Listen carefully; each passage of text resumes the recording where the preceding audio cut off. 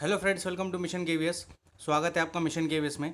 Bihar BPSC शिक्षक भर्ती की प्रिपरेशन के लिए आज एक नई प्रैक्टिस सेट आपके सामने लेके आए हैं, बौद्ध एवं जैन धर्म से संबंधित।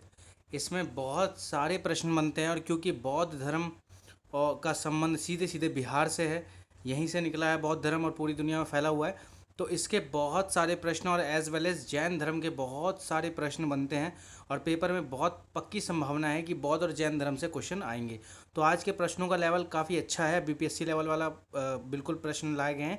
तो विदाउट एनी टाइम वेस्टिंग चलिए शुरू करते हैं 5 ऑप्शन वाले न्यू प्रैक्टिस सेट, बौद्ध एवं जैन धर्म।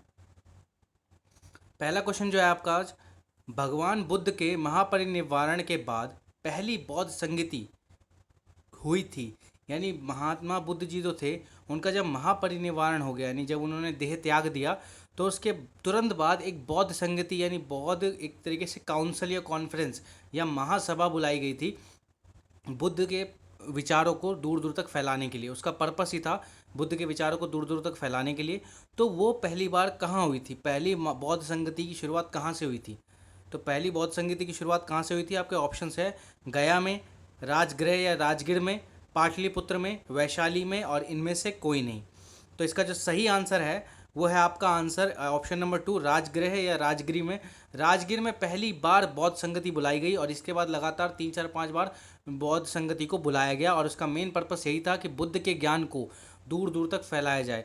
बुद्ध के महापरिनिर्वाण के बाद यानी देह त्यागने के बाद ही उनके ज्ञान का प्रचार प्रसार बहुत ही तेजी से होने लगा था। तो पहली महासंगति कहाँ बुलाई गई थी? राजगृह में। इसके बारे में थोड़ा एक्सप्लेनेशन जान लेते हैं। प्रथम बौद्ध संगति महाकश्यप की अध्यक्षता। अब पहले बौद्ध संगति के अध्यक्ष कौन थे? अब जाहिर सी बात है, कहीं भी कोई कॉन्फ्रेंस या काउंसिल या संगति या कह ले हिंदी में महासभा बुलाई जाती है तो उसकी अध्यक्षता करने के लिए कोई अध्यक्ष या कोई चेयरपर्सन तो होना चाहिए। तो पहली बौद्ध संगति के अध्यक्ष जो थे वो महाकश्यप जी थे। लगभग 400 ईसा पूर्व के आसपास राजगृह में ये आयोजित हुई थी। अब पहली बौद्ध संगति राजा अजातशत्रु हर्यंक राजवंश के संरक्षण में आयोजित की गई। अब आपको पता है कि पहले के समय में राजाओं के द्वारा बहुत सारी चीज़ें संरक्षित होती थी। यहाँ संरक्षण का अर्थ है धन से या फिर सपोर्ट से। राजा लोग धन अथवा सपोर्ट दिया करते थे। तो इस संगति को जो सपोर्ट था किस राजा का था? अजातशत्रु का। उनकी देखरेख में इस संगति को आयोजित किया गया था। और दूसरी बौद्ध संगति जो हुई थी वो आपकी वैशाली में हुई थी, पहली राजगृह में और दूसरी वैशाली में। नेक्स्ट क्वेश्चन जो है वह त्रिपिटक का संबंध किस धर्म से, यानी किस रिलीजन से है त्रिपिटक का संबंध? शैव धर्म, जैन धर्म, बौद्ध धर्म, वैष्णव धर्म, इनमें से कोई नहीं। तो सबको पता है बेसिकली इसका जो संबंध है वो बौद्ध धर्म से है। Answer number 3 is the correct answer. बौद्ध धर्म से त्रिपिटक का संबंध है। त्रिपिटक का अर्थ होता है 3 टोकरियाँ। अगर इसको खोल के देखें तो त्रिपिटक यानी 3 टोकरियाँ पाली भाषा में लिखे गए थे। 3 पिटक बुद्ध की ज्ञान के पूरे वर्णन को इसमें डाला गया है। अब उनके नाम को और देख लेते कि त्रिपिटक का नाम क्या था। तो सुत पिटक, विनय पिटक, अभिधम पिटक, इन तीनों पिटक यानी तीनों टोकरियों में इसका अर्थ है 3 टोकरियाँ। ठीक है, पिटक का मतलब होता है टोकरियाँ।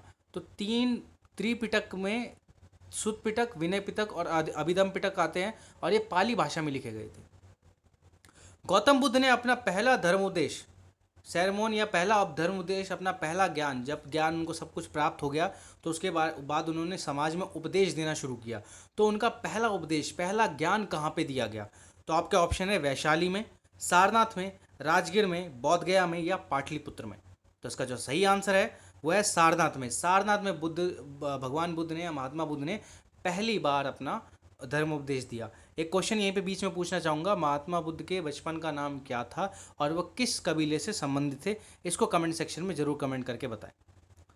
अगला क्वेश्चन है, बोध गया में महाबोधि विहार या महाबोधि मंदिर, दोनों कह लो, महाबोधि विहार कह लो या महाबोधि मंदिर कह लो, क्योंकि इसका जो स्ट्रक्चर है इस इमारत का वो मंदिर की तरह है। तो इसको महाबोधि विहार या महाबोधि मंदिर कहाँ बनाया गया? बोध गया में महाबोधि विहार या महाबोधि मंदिर बनाया गया है जहाँ क्या हुआ?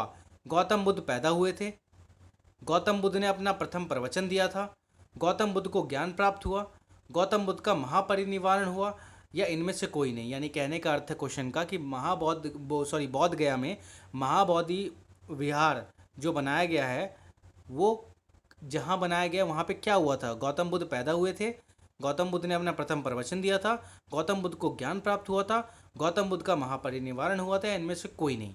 तो इसका जो सही ऑप्शन है वो है ऑप्शन नंबर 3, गौतम बुद्ध को ज्ञान प्राप्त हुआ था। बोध गया यानी आज के प्रेजेंट टाइम के गया में गौतम बुद्ध को ज्ञान की प्राप्ति हुई थी। और यहीं पे ये महाबोधि विहार एक काइंड ऑफ मंदिर या बौद्ध विहार बनाया गया है। और ये किस नदी के किनारे, ये भी बहुत महत्वपूर्ण क्वेश्चन है, मैंने पढ़ाया हुआ है ये क्वेश्चन। ये है फल्गु नदी के किनारे, पश्चिम की दिशा में, वेस्ट एरिया में फल्गु नदी के किनारे इस मंदिर को या इस विहार को बनाया गया है। यहीं पे बोध गया में बुद्ध को या महात्मा बुद्ध को ज्ञान की पूर्ण प्राप्ति हो चुकी थी। इसके बाद बुद्ध के जीवन की 4 महत्वपूर्ण घटनाएं, 4 इंपॉर्टेंट इंसिडेंट्स और उससे संबंधित 4 स्थान, 4 प्लेसेस का नीचे उल्लेख है। उचित सुमेल कीजिए। अब आपको एक बॉक्स दिखाऊंगा, हमें उचित मिलान करना है। ये बहुत इंपॉर्टेंट है, लोग इसमें कंफ्यूज होते हैं। पार्ट ए में है जन्म, ज्ञान प्राप्ति, प्रथम प्रवचन और महापरिनिर्वाण। और पार्ट 2 में सारनाथ, बोध गया, लुम्बिनी, कुशीनगर। यानी ये वो चीज़ें हैं, ये घटनाएं हैं और ये स्थान है। तो कौन सी घटना कौन से स्थान पे हुई थी। अब मैचिंग देख लो इसकी, ये आपके ऑप्शंस ABCD। तो अगर हम ऐसे ही डिस्कस करें तो हमें पता है कि जो महात्मा बुद्ध है उनका जन्म जो हुआ था वो लुम्बिनी में हुआ था। ज्ञान प्राप्ति उनको हो गई थी बोध गया में। प्रथम प्रवचन या पहला अपना उपदेश जो दिया था उन्होंने वो सारनाथ में दिया था। और महापरिनिर्वाण यानी अपना देह त्याग उन्होंने कुशीनगर में किया था। तो इसका राइट ऑप्शन जो बनता है वो ऑप्शन नंबर C है। ठीक है, जन्म लुम्बिनी, ज्ञान बोध गया, प्रवचन सारनाथ और महापरिनिर्वाण कुशीनगर।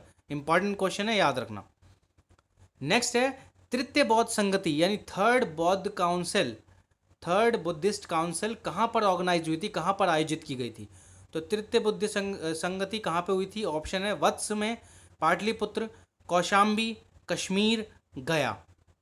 सही ऑप्शन है आपका ऑप्शन नंबर 2, पाटलिपुत्र में तीसरी बौद्ध संगति आयोजित की गई थी। पहली राजगृह में, दूसरी वैशाली और तीसरा पाटलिपुत्र। अब इसके बाद एक और क्वेश्चन इससे संबंधित है, तृतीय बौद्ध संगति के अध्यक्ष यानी चेयरपर्सन कौन थे। अब मैंने अभी बताया कि भाई कोई भी बौद्ध संगति होगी या एक काउंसिल बैठाई जाएगी, काउंसिल बनेगी, तो उस काउंसिल बैठाई जाएगी नहीं, मतलब काउंसिल आती है ना, महासभा लगती है। बुद्ध के धर्म से जो बुद्ध संगति है वो लगाई गई थी लगातार। काफ़ी प्रभावित किया था 6वीं शताब्दी के आसपास इस धर्म ने उस समय के समकालीन समाज को बहुत ज़्यादा प्रभावित किया था। तो बुद्ध के पर्पस ये था कि बुद्ध के ज्ञान को दूर दूर तक फैलाया जाए। तो तृतीय बौद्ध संगति के अध्यक्ष यानी चेयरपर्सन कौन थे उस समय। महाकश्यप, वसुमित्र, अश्वघोष, मोगगलिपुत या फिर इनमें से कोई नहीं। तो इसका जो सही आंसर है वो ऑप्शन नंबर 4 है, मोगगलिपुत्तिस। मोगगलिपुत्तिस जो थे वो तीसरी बौद्ध संगति के अध्यक्ष थे और तीसरी बौद्ध संगति पाटलिपुत्र में ऑर्गेनाइज की गई थी। अगला क्वेश्चन है, इनमें से किस शासक ने चतुर्थ बौद्ध संगति यानी फोर्थ बुद्धिस्ट काउंसिल कश्मीर में आयोजित की थी। यहाँ पे एक क्वेश्चन में ही आंसर एक और बन गया कि चौथी बौद्ध संगति कहाँ पे बनाई गई थी, कहाँ पे आयोजित हुई थी, कहाँ पे ऑर्गेनाइज हुई थी। वो कश्मीर में हुई थी। तो किसने की थी। Option A Ashoka, option 2 Ajatashatru, option 3 Kanishka, 4 Kalashoka और इनमें से कोई नहीं। तो इसका जो बिल्कुल सही आंसर है वो है कनिष्क। का से कश्मीर, का से कनिष्क। कनिष्क के द्वारा चतुर्थ बौद्ध संगति का आयोजन किया गया था, ऑर्गेनाइजेशन किया गया था। ठीक है, नेक्स्ट, महात्मा बुद्ध की माता का क्या नाम था। बहुत इंपॉर्टेंट क्वेश्चन है। तो इसका आंसर है ऑप्शन से पहले प्रभावती, महामाया, शकुंतला, राजश्री और इनमें से कोई नहीं। तो जो इनकी माता जी का नाम था वो था महामाया। महामाया इनकी माता जी का नाम था। नेक्स्ट इज, वे शिक्षक या वो टीचर, वो गुरु जिनसे बुद्ध ने गृह त्याग,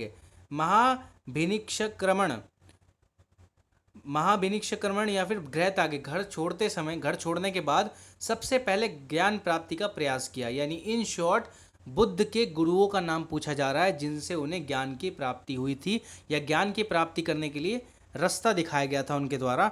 तो एक तरीके से वो शिक्षक के नाम बताने जो बुद्ध के गुरु थे शुरुआती दौर में। ठीक है, तो आपके ऑप्शन है कौंडिन्य और कालदेवल, ऑप्शन 2 आनंद और अश्वघोष, ऑप्शन 3 आलर कलाम और रुद्रक रामपुत्र, या आलर कालम और रुद्रक रामपुत्र, कुछ भी कह सकते हो। दूसरा सरिपत और नागसेन, यानी फोर्थ ऑप्शन था सरिपत और नागसेन, और फिफ्थ है इनमें से कोई नहीं। तो बुद्ध के दो गुरु हुए स्टार्टिंग में, इसका पूरा एक्सप्लेनेशन मैं दूंगा आपको। आप आंसर नंबर 3, आलार कलाम और रुद्रक रामपुत्र, ये दो गुरु थे जिन्होंने बुद्ध को प्रारंभिक स्टेज पर यानी इनिशियल स्टेज पर शिक्षा और एक ध्यान का मार्ग, एक पाथ, एक एनलाइटमेंट, एक पाथ मौजूद कराया, एक पाथ दिखाया कि भाई इस पाथ पे आपको इस पथ पर चलना है। ठीक है। और अब इसके बारे में थोड़ा एक्सप्लेनेशन जानो कि जो वैशाली में अलर या आलर कलाम जो थे, ये सांख्यक दार्शनिक थे, ने गौतम बुद्ध को ध्यान और उपनिषदों की शिक्षा दी। तो अगर आपसे क्वेश्चन पूछ ले गौतम बुद्ध को ध्यान लगाने की और उपनिषदों की शिक्षा किसने दी, तो वो आपके आलर कलाम थे या कालम थे, इन्होंने वैशाली में। वहीं दूसरी ओर राजगीर में रुद्रक रामपुत्र ने उन्हें ध्यान के उच्चतम स्तर यानी हाईएस्ट लेवल को प्राप्त करने की विद्या दी। तो दोनों ही गुरुओं का कहीं ना कहीं महात्मा बुद्ध के जीवन में बहुत बड़ा योगदान रहा है। ठीक है। तो महात्मा बुद्ध के आमतौर पर जब भी हम बुद्ध के जीवन के बारे में पढ़ते हैं या बुद्ध के बारे में पढ़ते हैं या उनके धर्म के बारे में पढ़ते हैं, तो हम अक्सर वो 4 जगहों के बारे में पढ़ लेते हैं, वो 4 इंसिडेंट्स के बारे में, 3 इंसिडेंट्स के बारे में पढ़ लेते हैं, माता का नाम पढ़ लेते हैं, उनके कबीले का नाम पढ़ लेते हैं, पिटकों के बारे में पढ़ लेते हैं, लेकिन आप बहुत कम जगह बुद्ध के गुरुओं के नाम बारे में सुनते या पढ़ते होगे। ठीक है। तो ये चीज़ याद रख लेना, बहुत इंपॉर्टेंट है ये। तो आई होप आपको वीडियो पसंद आई होगी, और अगर आप चाहें तो हमारा टेलीग्राम चैनल ज्वाइन कर सकते हैं। मिलते हैं नेक्स्ट वीडियो में, तब तक के लिए बने रहिए मिशन केवीएस के साथ, तैयारी करते रहिए, और जो वीडियोज़ ऑलरेडी अपलोड हो गई है उनको देखते रहिए। आपका सपोर्ट हमारे लिए बहुत ज़रूरी है। Thank you so much. Bye.